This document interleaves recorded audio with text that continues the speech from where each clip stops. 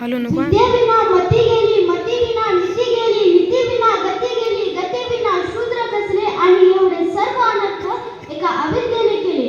म्हणूनच या विद्येचे सावटून करण्यासाठी, अज्ञानाचा घनघोर काळोख नष्ट करण्यासाठी व ज्ञानाचा प्रकाश प्रत्येकाच्या जीवनामध्ये आणण्यासाठी एका क्रांतीज्योतीने आपल्या जीवाचे रान केले.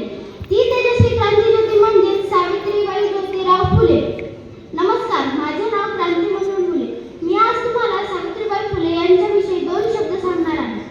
सातारा जिल्ह्यातील खंडाळा तालुक्यातील नायगाव येथे 3 जानेवारी 1831 रोजी लक्ष्मीबाई व खंडोजी निवासी पाटील यांच्या दाम्पत्याच्या घरी सावित्रीबाईंचा जन्म झाला.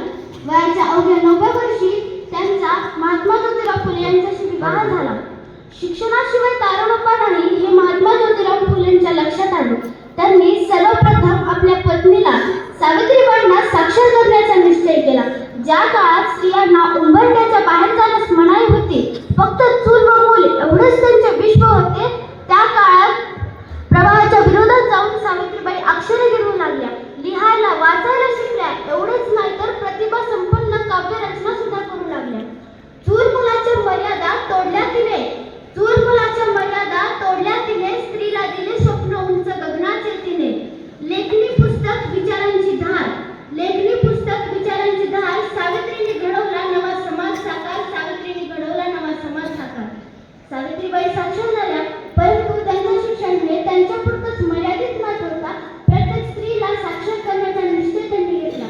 कारण एक पुरुष शिकला तर तो एकटा शहाणा होतो, एक पुरुष शिकला तर तो एकटा शहाणा होतो, परंतु एक स्त्री शिकली तर ती संपूर्ण कुटुंबाला शहाणा करते, सुशिक्षित करते.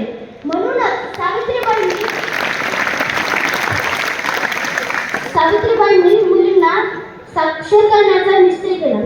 1 जानेवारी 1848 रोजी पुण्यातील भिडेवाडा येथे फुले दाम्पत्यांनी मुलींची पहिली शाळा सुरू केली व सावित्रीबाई पहिल्या स्त्री शिक्षिका व मुख्याध्यापिका झाल्या.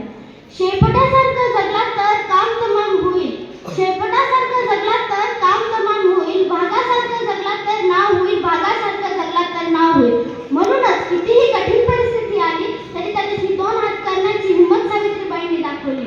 असाच एक प्रसंग म्हणजे सावित्रीबाई मुलींना शिकवण्यासाठी शाळेत जात असताना काही लोकांनी त्यांच्यावर चिखल फेकला, शेणाने मारलं. तू आमच्या पोरांना शिकवून धर्म बुडवतेस असा आरोप केला.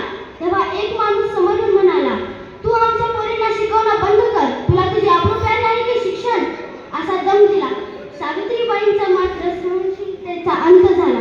त्याने सनकंद माझ्या कानाखाली वाजवले म्हणाल्या, आज आलास थोबाड फोडले, पुन्हा येशील तर तुझ्या रक्ताने धरतीला रंगवण, अशी हिंमत त्यांनी दाखवली फक्त स्त्री शिक्षणासाठी. अंधारात पेटवली ज्ञानाची ज्योत, अंधारात पेटवली ज्ञानाची ज्योत, दगड झेलूनही न मोडली ती होत. शिक्षणासाठी लढली जिद्दीने रोज, सावित्रीबाई फुले खऱ्या अर्थाने समाजाची ज्योत, खऱ्या अर्थाने समाजाची ज्योत. अशातच पुण्यामध्ये प्लेग नावाचा एक साथ पसरली. लोक धनाधन मरत होती. त्यावेळेस सावित्रीबाई